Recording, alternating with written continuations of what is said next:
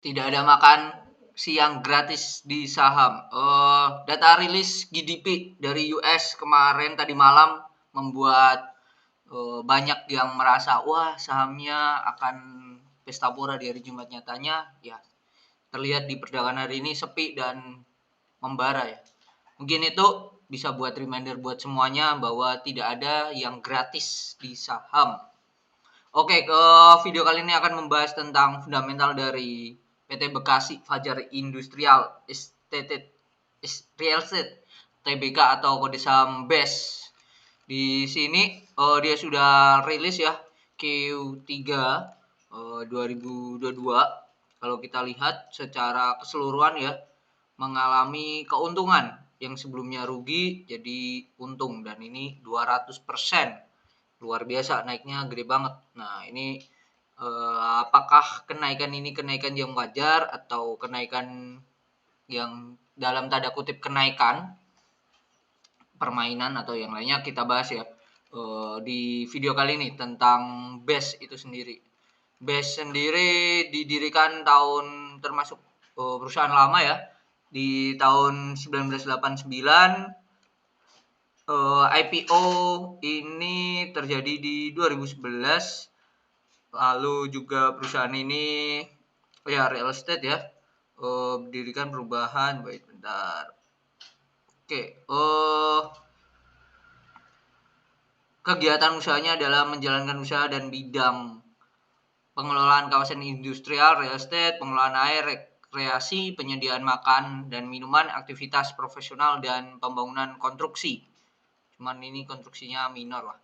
Ada 2 anak perusahaan yang berdudukan di Bekasi, Bekasi Matra Industrial Estate dan BES Sinar Nusantara 2010 dan 2017 ya. Yang entitas induknya PT Agro Manunggal Land Development.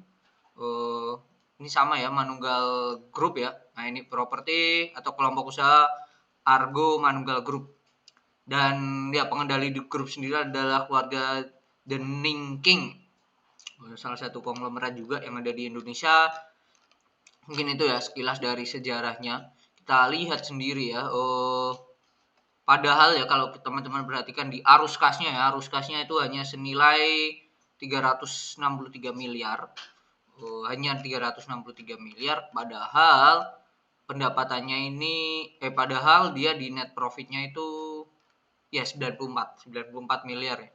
94 miliar berarti ibaratnya hampir cuan 30%. Untuk perusahaan properti ini termasuk net profit yang gede banget ya. Gede banget. Jadi ya luar biasa ya untuk perusahaan ini. Kalau dihitung ya, bahwa salesnya sendiri itu 400 ya. Oh, sorry bentar.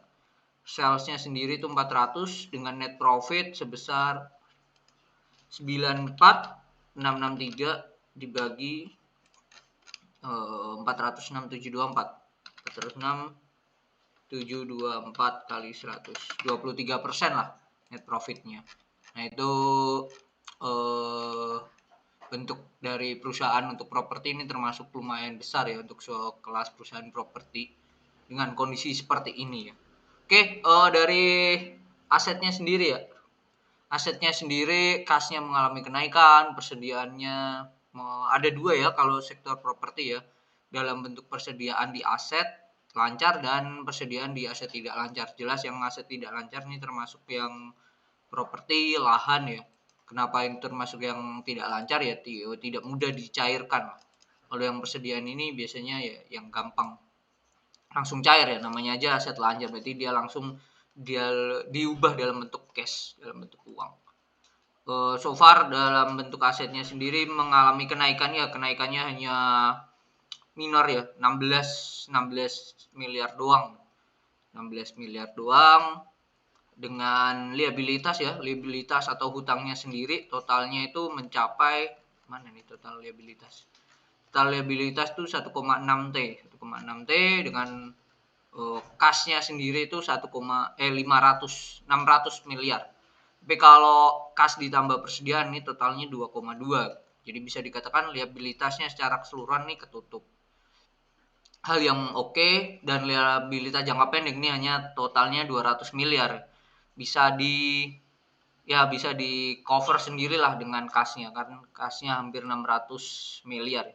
Itu salah satu bentuk perusahaan properti yang bagus ya, bahkan kalau saya tidak salah BES ini lebih oke lah, lebih oke dengan dibandingkan properti yang lainnya, yaitu terutama si CTRA kalau nggak salah, CTRA atau BSDE ya, antara itu lebih oke ini dari segi alokasi kas dan juga hutangnya lebih oke. Cuman tidak apple to apple kalau dibandingkan dengan properti Ciputra, Samudra, Ciputra, Sumarekon, BSDE, Pakuan kurang kurang apple to apple lah. Nah, Bekasi Fajar Industrial Estate ini lebih cocoknya di compare dengan Dild ya, Intiland. Itu sih. Nah, kita cek dulu kas dan setara kasnya. Kas dari setara kas dari si base ini kalau dilihat, nah, kas dan setara kasnya ini banyaknya ini di dalam bentuk di bank rupiah ya terutama. Oh, dia ada juga di dolar ya, luar biasa ya. Di dolar di MNC itu totalnya 91 miliar ya. Dan ini hal yang paling banyak ya. Terbanyak bahkan. Terbanyak dalam bentuk rupiah kasnya. Bahkan kas dalam kas on hand ya, atau ya kas yang dalam dipegang itu rata ya, rupiah dan dolarnya sama 60 juta, 60-an juta imbang lah. Dan yang dalam rekening ini di rupiah ini totalnya hampir berapa nih? 16, 7 berarti 23, 30 ya 40 lah, 40. Sedangkan di dolarnya ini paling banyak ya. Ini hal yang bagus ya, perlu diapresiasi untuk perusahaan. Berarti dia aware dengan kondisi sekarang yang dolarnya sudah capai, terakhir saya cek sudah capai ke 15.500 ya. Nah, 15.557. Hampir bahkan tertinggi 23 Maret tuh sampai 15.633.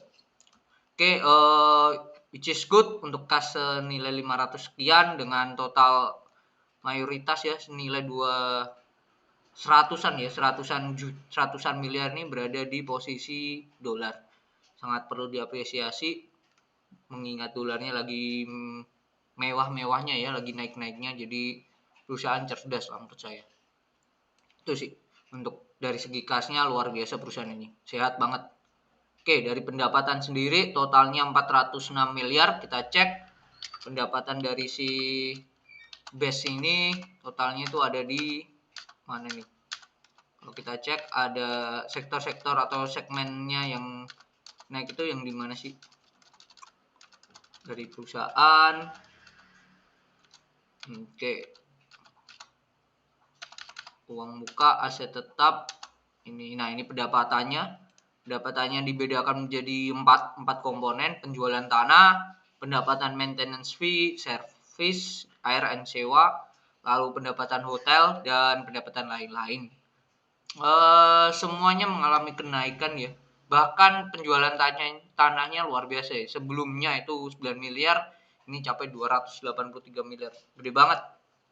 Gede banget. Dan 10% penjualan itu paling banyak ada di PT Wuin dengan nilai total 194 miliar. Ini berarti dia beli tanah nih di Bekasi, di BES ini sendiri. Kita cek PT Wuin ini siapa ya? Ada di kawasan industrial Cikarang, nah kawasan Bekasi. Ini perusahaan, kalau dari namanya kemungkinan perusahaan di kepemilikannya asing ya. Kalau kita lihat Buin kawasan MM produksi apa? Oke, ini perusahaan kawasan industri konektor premium presisi kecil di bidang industri suku cadang mobil AC, kulkas dan konektor premium. Nah ini Howin itu sendiri ya, PT Buin yang membeli dari si Bekasi, si BES ini sendiri. Which is good, dan mungkin dan dia menjadi bisa dikatakan customer baru ya.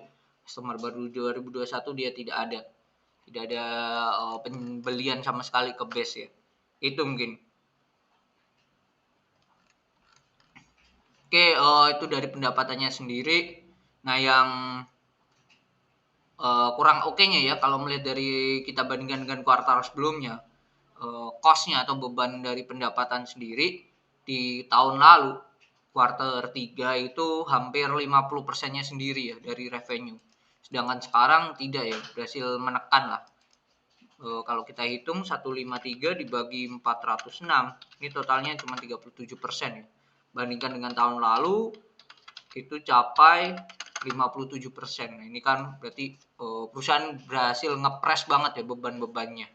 Dan ini hal yang luar biasa ya. Meskipun beban dari penjualannya naik luar biasa ya. Naik luar biasa sebesar berapa dia? 2 miliar sendiri ya. 2 miliar, 2,3 miliar. 23 miliar. Sebelumnya hanya 291 juta ya. Oke, tuh beban umum mengalami kenaikan tidak signifikan, beban keuangan naik kecil juga, pendapatan lain-lain naik, beban pajak naik ya. Nah ini laba ruginya ini yang luar biasa ya, sebelumnya minus 90 loss 90 miliar, sekarang profit 97 miliar. Ini hal yang bagus ya, perlu diapresiasi untuk perusahaan ya. Luar biasa. Dan kalau kita lihat tidak ada pembelian yang macam-macam lah ya. Berarti kalau dari sini kita bisa menyimpulkan bahwa meskipun beban penjualannya ini naik signifikan ya, 2,3 T. 2,3 T sebelumnya hanya 291, tapi perusahaan ini lebih baratnya apa ya? Lebih efisien lah. Kenapa? Dari total beban penjualan 2,3 dia berhasil closing dari PT WU sendiri, PT WUIN sendiri tadi berapa ya? PT WUIN sendiri itu senilai 194 miliar. Jadi agak ya make sense banget ya dengan total penjualan yang capai hampir 200 miliar hanya mengeluarkan 10%-nya sendiri 2 miliar untuk kegunaan dari beban, yaitu bisa aja promosi dan lain-lain tadi kan include semuanya. Jadi perusahaan ini bisa dikatakan efisien, marketingnya luar biasa, oke. Menantangnya mungkin nanti adalah kedepannya bisa nggak perusahaan ini tetap bisa menjaga efisiensi dari penjualan itu sendiri, bisa memaksimalkan revenue-nya. Kalau kondisi sekarang si base ini itu apakah kondisinya masih murah? Kalau kita lihat tadi keuangannya juga sehat, terus dia juga aware juga dengan kondisi sekarang, jadi dia menaruh di sekian, mayoritas itu berada di dolar, which is good. Kita lihat ya di Stockbit kondisinya seperti apa. Kalau melihat kondisi sekarang ya di base posisinya PI-nya ada di angka 5,93, PBV 0,32, jadi sangatlah murah sekali ya. Sangatlah murah dengan market cap 1,4 lah, 1,5 lah anggap aja.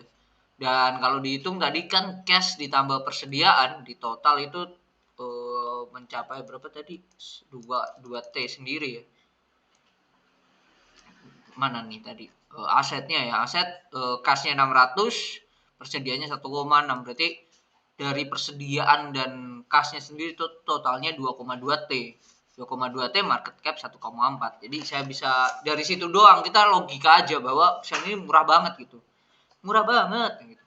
Nah, cuman memang kendalanya adalah ini sektor properti ya, tidak seperti consumer good. Jadi teman-teman membeli tanah, membeli rumah itu tidak seperti membeli sarimi, tidak seperti membeli Indomie ya.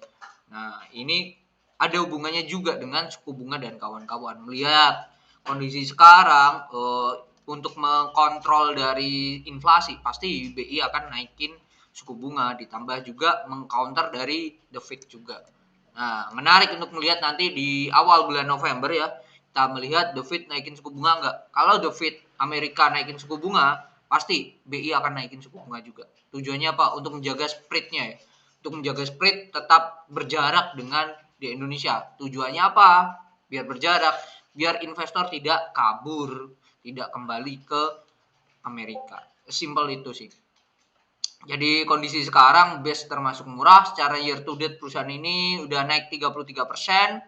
Cuman ya sangatlah murah lah, sangatlah murah untuk perusahaan ini untuk kondisi sekarang, tapi tetap be careful ya kalau perusahaan ini turun di bawah harga 130, 120 itu sangatlah murah banget dan teman-teman bisa atur manajemen. Yang jadi tantangan adalah yang perlu dicek adalah perusahaan ini masih punya land bank seberapa besar ya, itu yang perlu dicek ya. Takutnya kalau mereka tinggal menipis, nah gimana mereka mendapatkan income tambahan lagi. Itu mungkin dan bisa menjadi PR buat teman-teman sendiri mencek data tersebut. Berapa tanah yang belum terjual dari perusahaan ini.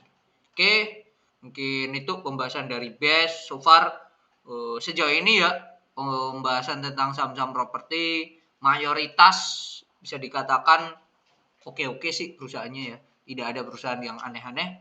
Jadi mungkin kalau teman-teman ada perusahaan yang dirasa aneh, bisa tulis di kolom komentar, nanti akan saya bahas ya. Saya jujur kekurangan perusahaan-perusahaan yang aneh-aneh. Ada sih salah satu saham yang nanti akan saya bahas di next minggu depan kali ya, membahas saham itu ya. Sedikit aneh, tapi sahamnya ya kita tetap bisa cari opportunity di saham tersebut. Oke, gini tuh pembahasan dari BES di video kali ini. Semoga bermanfaat. See you later.